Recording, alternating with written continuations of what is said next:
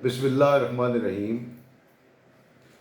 آج بات کریں گے ایک سیاسی شخصیت کی گرفتاری کے حوالے سے، جو غالباً آج ہی کے دن اسلام آباد سے گرفتار ہوئے۔ اب ان کی گرفتاری کے قانونی کیا جواز ہیں اور اخلاقی حوالے سے اس کے کیا جواز ہیں، یہ گرفتاری درست ہوئی یا یہ گرفتاری درست نہ ہے، اس کا فیصلہ تو جو انویسٹیگیشن ہوگی اس کے بعد پتہ چلے گا۔ یہ عدالتوں کا معاملہ ہے اور انکوائری کمیٹیز کا معاملہ ہے۔ لیکن میرے لیے جو دکھ کی بات ہے وہ یہ ہے کہ آج گرفتاری اس شخص کی ہوئی ہے جس کی گاڑی کے آگے پاکستان کا جھنڈا لہراتا تھا، جو ریاست مدینہ کا دعوے دار تھا، مین سپوکس مین تھا، اور اقتدار سے جب سے الگ ہوا تھا وہ انتہائی غیر جمہوری انداز اپنائے ہوئے بیٹھا تھا۔ کبھی وہ افسران کو دھمکیاں دیتا تھا، کبھی اداروں کی تضییق کرتا تھا۔ بھائی یہ کہاں کا انصاف؟ یہ جو لوگ پی ٹی آئی میں شامل ہوئے تھے، پی ٹی آئی بہت پرانی جماعت تو نہیں ہے، مختلف جماعتوں سے نکل کر لوگ پی ٹی آئی میں شامل ہوئے، یقیناً اسی وجہ سے شامل ہوئے کہ ان کے پاس جو دعوے اور وعدے تھے انہوں نے ان کو انسپائر کیا، اور پی ٹی آئی کا کیونکہ ٹریک ریکارڈ نہیں تھا، کسی کو یہ نہیں پتا تھا یہ ایسا کر پائیں گے یا نہ کر پائیں گے، ان وعدوں اور دعووں کی بنیاد کے اوپر لوگ ان کے ساتھ چلے۔ جیسے کیسے وہ جماعت اقتدار میں آئی، 4 سال کے لگ بھگ حکمرانی میں رہے۔ آپ مجھ سے بہتر جانتے ہیں کہ دعوے اور وعدے کس حد تک پورے ہوئے، ملک نے کتنی ترقی کی، عام عوام کو کیا فائدہ ہوا، یہ تو آج اس ملک کا بچہ بچہ جانتا ہے۔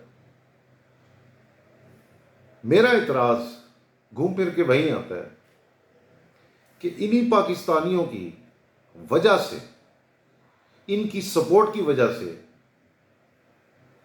آپ بھی اس رولنگ پارٹی کا حصہ بنے۔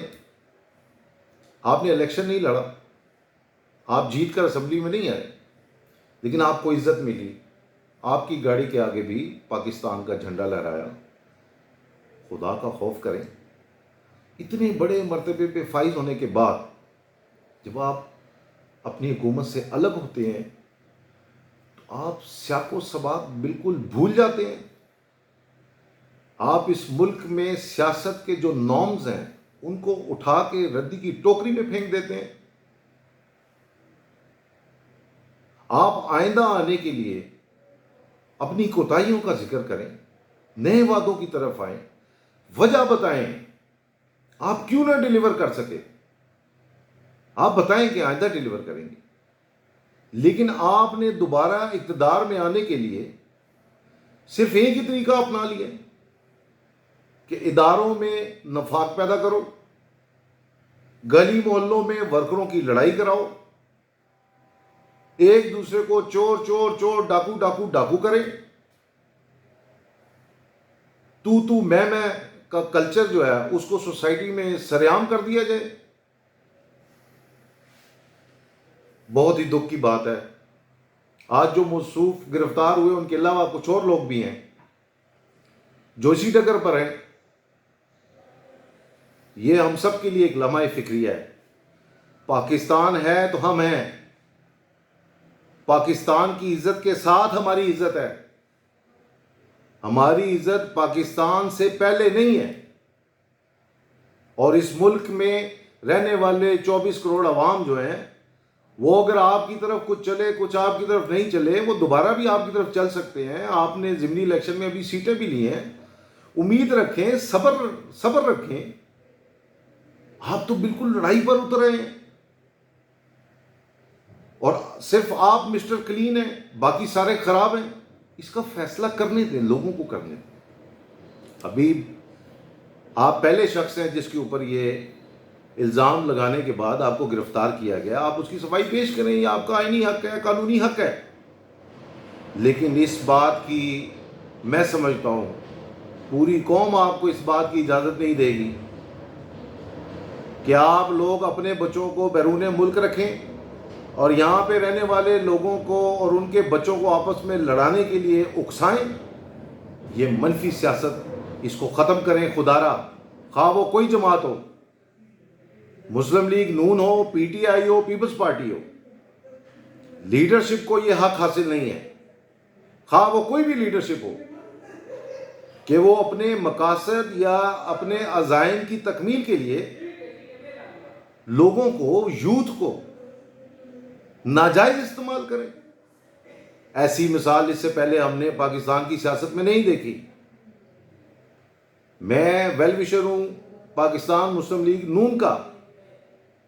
میرا لیڈر میاں نواز شریف ہے، لیکن وہ صرف میرا لیڈر ہے. میرا لیڈر نواز شریف مجھے پاکستان سے زیادہ عزیز نہیں ہے. میرا لیڈر مجھے اس حوالے سے عزیز ہے کہ پاکستان کی بھاگ دوڑ وہ بہتر انداز سے چلا سکتا ہے. وہ مجھے کوئی بھی قانونی اور سیاسی اور جمہوری کال دے گا، میں اس کا حصہ بنوں گا. اس نے ایسا کیا بھی نہیں ہے. اس کو انتہائی ایک بوگس کیس میں اتارا گیا، وہ ہنستا کھیلتا ملک سے باہر چلا گیا اور یہ کہہ کر گیا کہ میں اپنا معاملہ اللہ پر چھوڑتا ہوں. اور آج الحمدللہ اس ملک کے ہر بندے کے منہ پہ یہ بات ہے کہ نواز شریف بے قصور تھا. اور اگر نواز شریف قصوروار تھا تو ان کی تو بچت کا کوئی راستہ ہی نہیں ہے.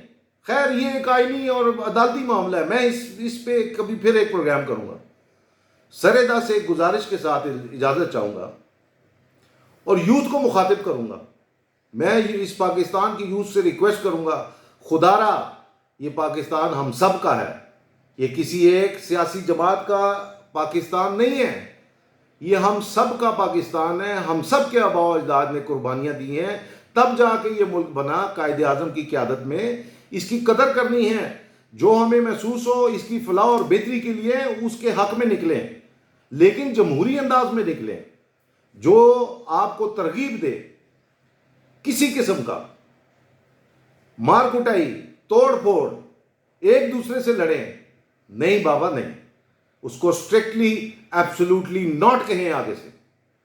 اس مقصد کے لیے ماں باپ بچوں کو پڑھا کے یونیورسٹیوں میں، کالجوں میں نہیں بھیج رہے کہ وہ سیاسی جماعتوں کا فرنٹ لائن کا لڑنے مرنے والا ایک جالا یا متوالا بن جائے.